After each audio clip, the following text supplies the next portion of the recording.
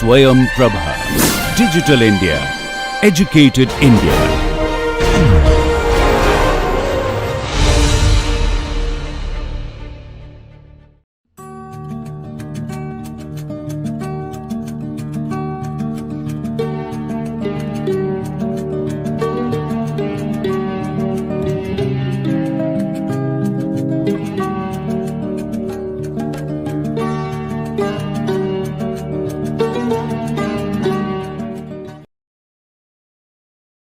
Welcome back to yet another lecture of viscous fluid flow, where we are deriving the Navier-Stokes equation. So, last time we left at this particular point where we derived that the surface force is divergence of tau ij vector. So, proceeding forward from this point, it is important to note that this here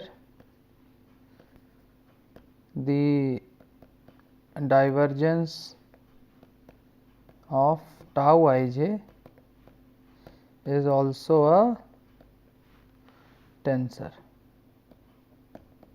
Okay. So, as a result,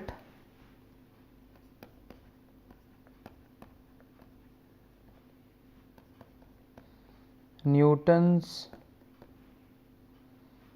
law given by equation number 1 and 2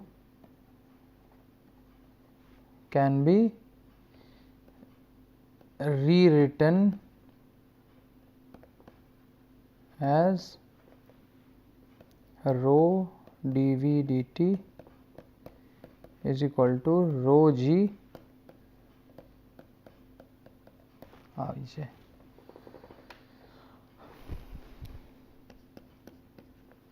Now, it remains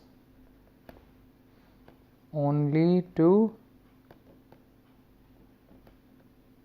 so there is another unknown term called tau ij, right. So, now it remains only to express this tau ij in terms of velocity v. Okay. Generally, it is done by relating tau ij to strain epsilon ij. Okay. You remember we derived epsilon ij in terms of the velocities in our first lecture of this module. So, it is relating tau ij to epsilon ij through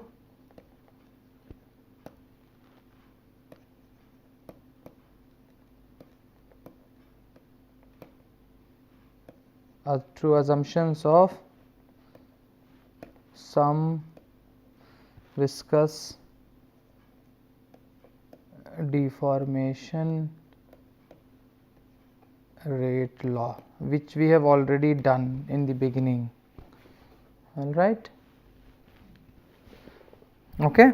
So, before proceeding further, we will take a small detour and talk about a topic called hydrostatics. Okay. So, hydrostatics means fluid at rest, correct. So, we take a new page now and talk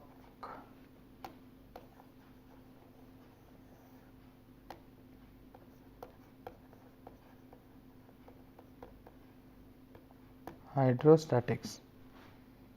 So, from fluid definition,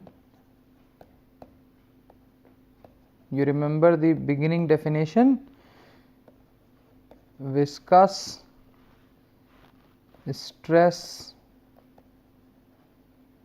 vanish if fluid is at rest, correct.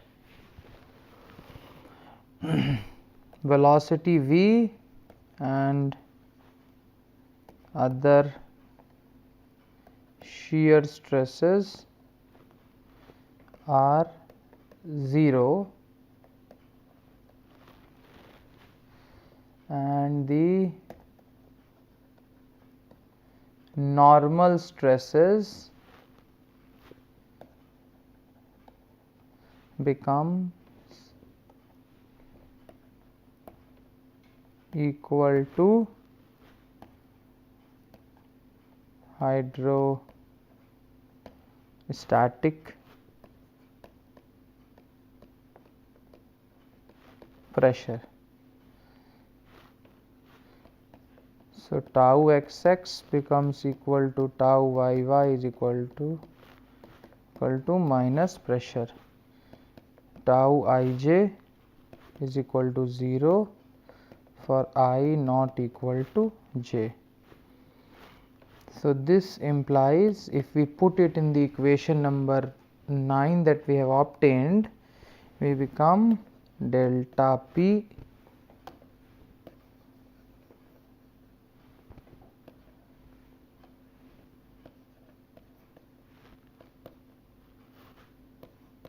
equal to rho g. All right. If we assume z as upward direction,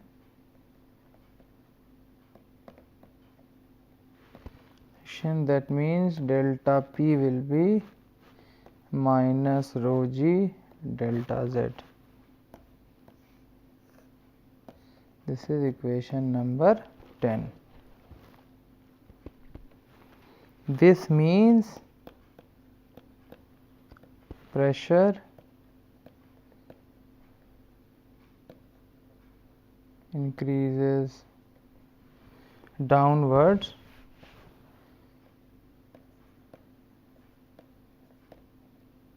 proportional to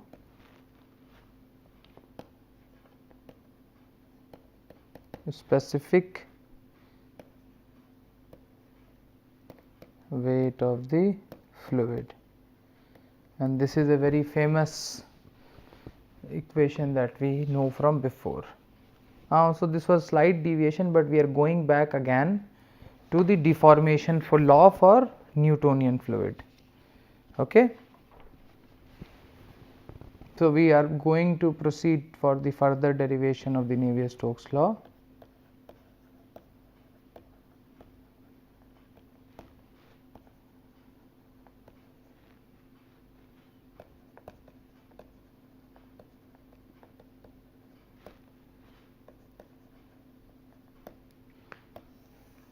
Deformation law for a Newtonian fluid. So the idea was that we should be able to relate viscous stress to viscous strain. All right. So the simplest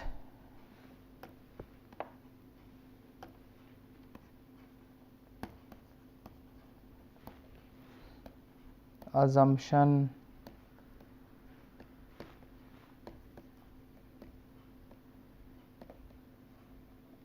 for variation of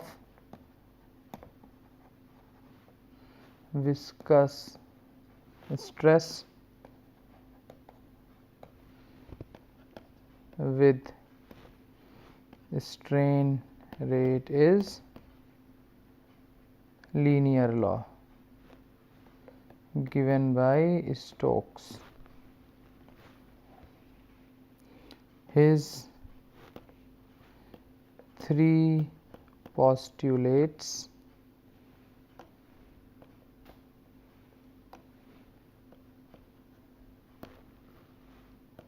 are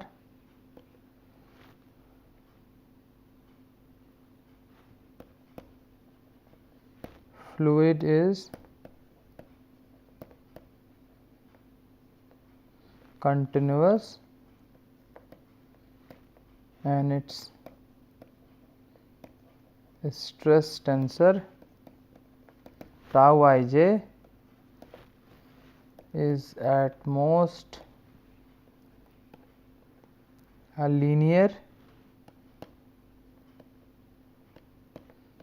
function of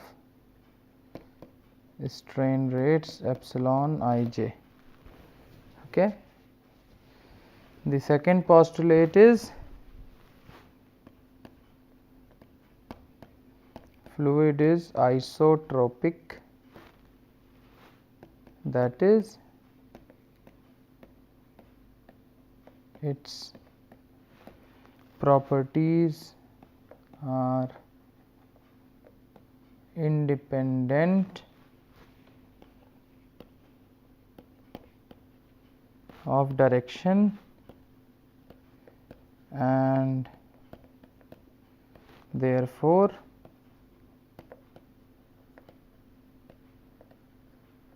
the deformation law is independent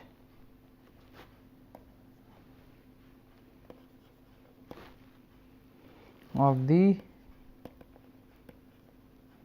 coordinate axis.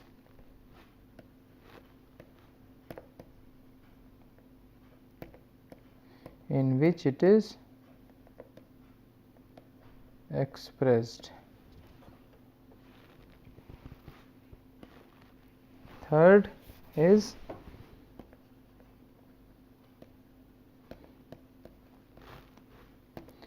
when the strain rates are 0,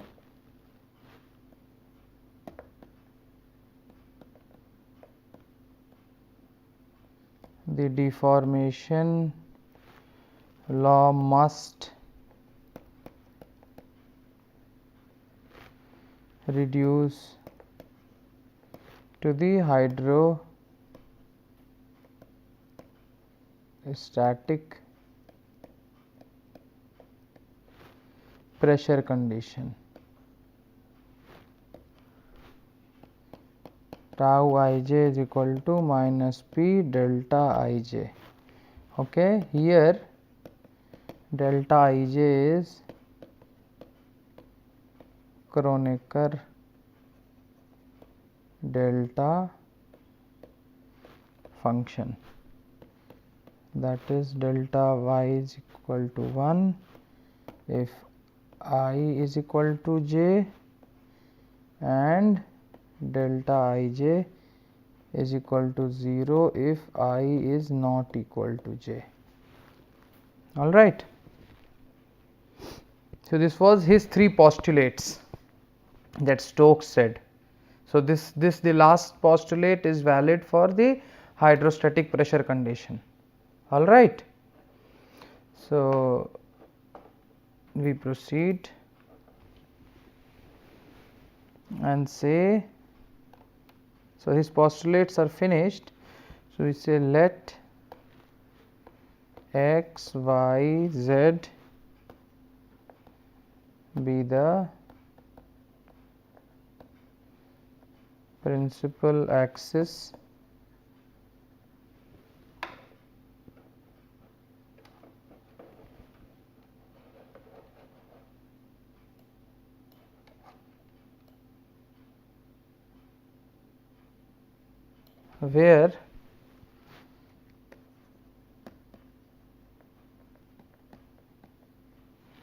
where the shear stresses and shear strain rates vanish. Let us assume an axis x, y and z, x1, y1, yeah.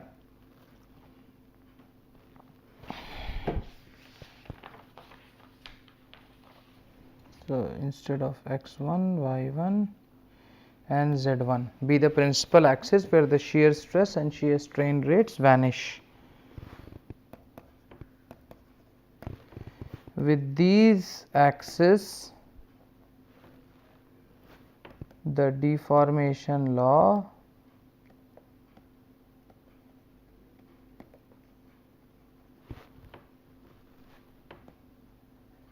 could involve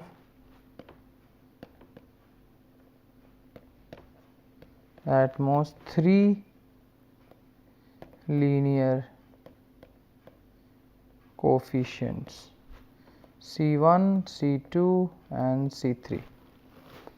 So example is, so if you want to write tau 11, it will be minus P plus C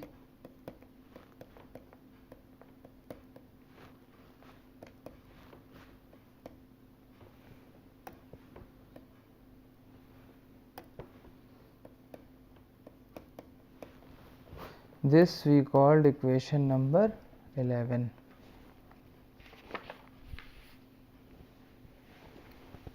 Here minus P is added to satisfy the hydrostatic condition.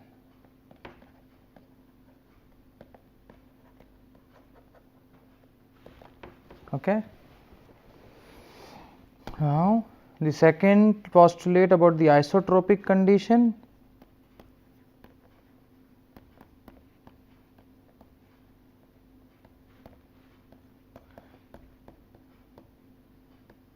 Isotropic condition 2 requires that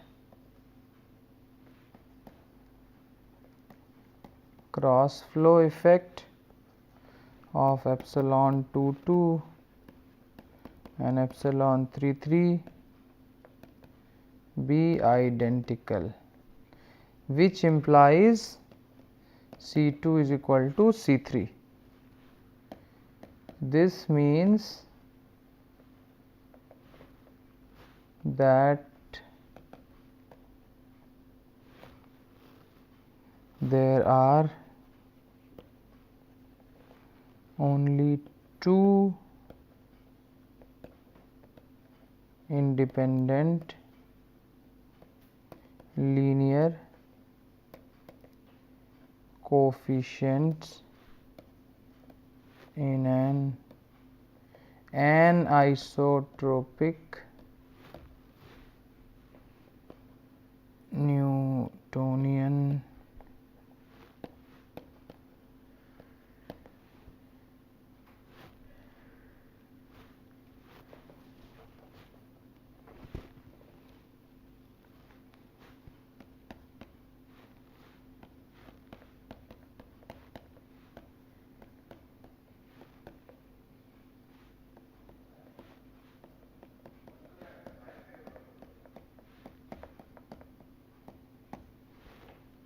all right, where k is equal to C1 minus C2. This is equation number 12. We also know that epsilon 11 plus epsilon 22 plus epsilon 33 is, we have seen this for L derivation of continuity equation, divergence of V. So the next step is, so we have done this on an axis, I mean this terms which we this terms we have written, we have done it on principal axis where the shear stresses and shear strain are 0. So there exist only normal stresses and normal strain, but now we have to transform it into an arbitrary axis where all the stresses and strain will exist. So let's transform equation number 12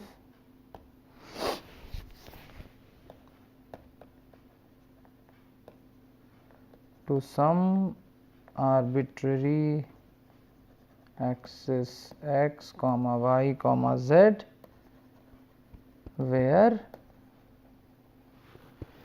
shear stresses are not 0. So earlier in the the axis, the shear, we have assumed an axis where the shear stresses and shear strains used to vanish, but now since we have transformed into some arbitrary axis where these might not be 0. Okay. So if we are able to do that, this will give us a general deformation law. All right. So, that is our next step to do.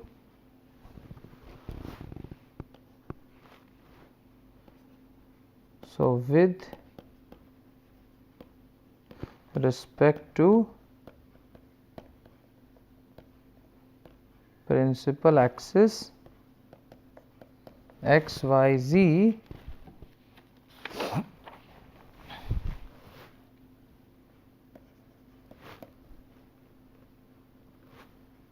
let the axis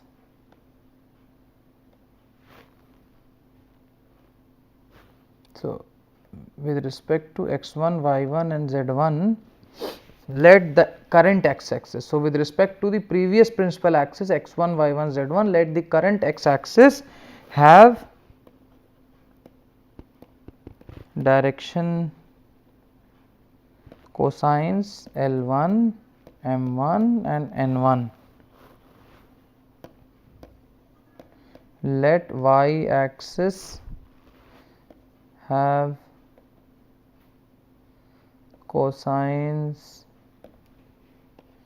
L2, M2 and N2, okay, with respect to the previous principal axis, and z axis have cosines L3, M3 and N3, okay. We must also remember from trigonometry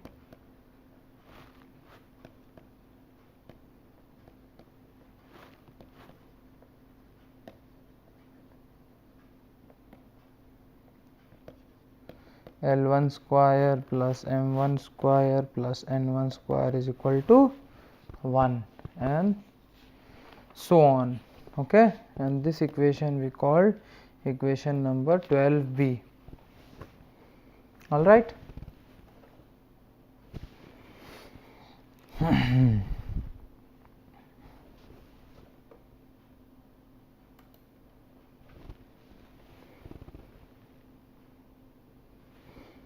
So, based on this, the transformation rule between a normal stress or strain rate in the new system. Which is the new system? X, y and z axis, which is arbitrary, and its principal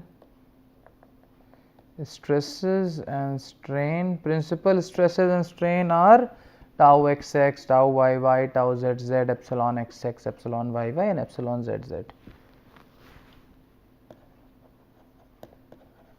Is given by tau xx is equal to tau 11 L1 square plus tau 22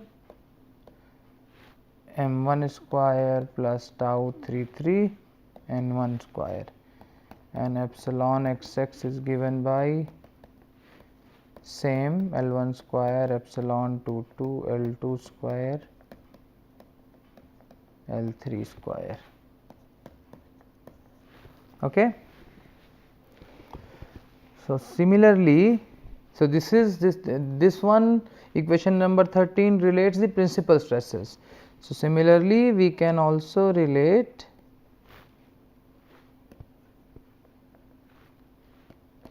shear stresses and shear strain rates.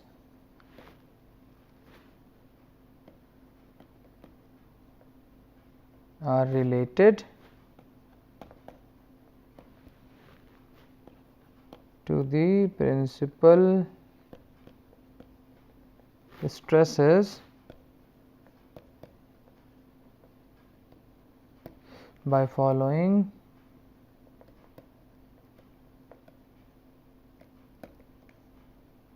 transformation law. That means tau xy can be written as tau 11, it is related to the principal stresses L1 L2 tau 22 M1 M2 plus tau 33 N1 N2. Similarly, epsilon xy is given as epsilon 11 L1 L2 plus epsilon 22 M1 M2 plus epsilon 33 N1 M2, and this equation we call as equation number 14. All right. So there are some things that you can try to find, which I expect you to do at your home, but if you have some problems we can discuss that in the forum. So two things try at home is use equation 12 and 12b to find the tau xx that we have written minus p plus k epsilon xx plus C2 divergence of v. Try to prove that. Okay. And secondly, tau xy is equal to k epsilon xy. All right. So this is equation number 15 and this is equation number 16. All right.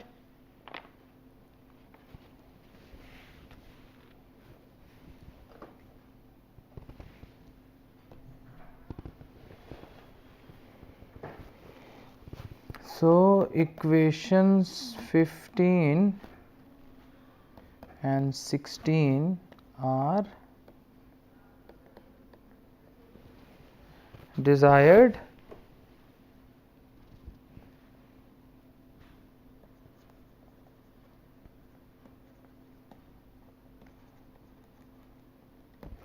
general deformation law.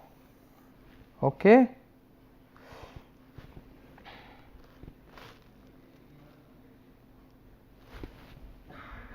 All right.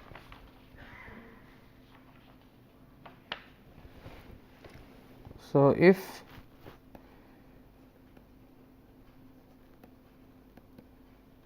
by comparing 16 with shear flow between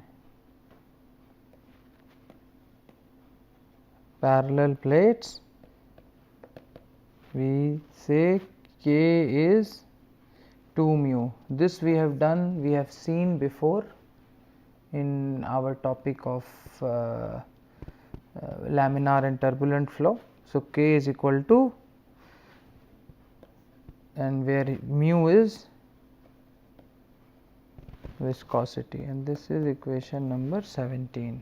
It is just by comparison.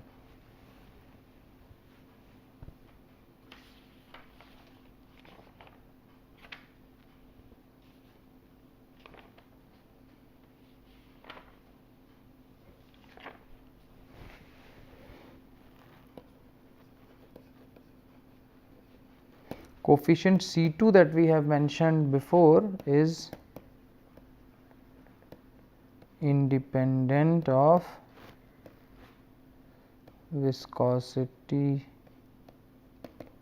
mu and is called as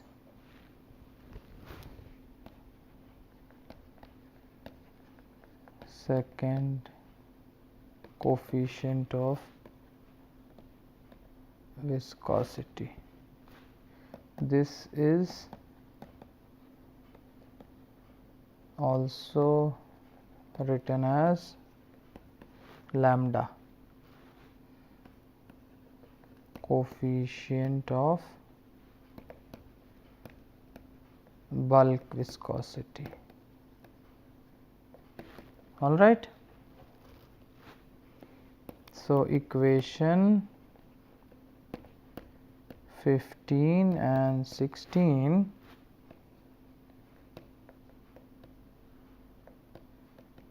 can be combined and written into a single general deformation law as for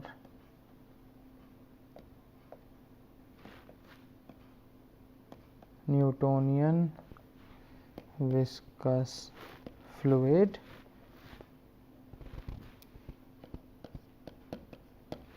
tau ij is equal to minus p delta ij plus mu del ui del xj plus del uj by del xi plus delta ij lambda divergence of v. All right. Epsilon ij, if you remember, has been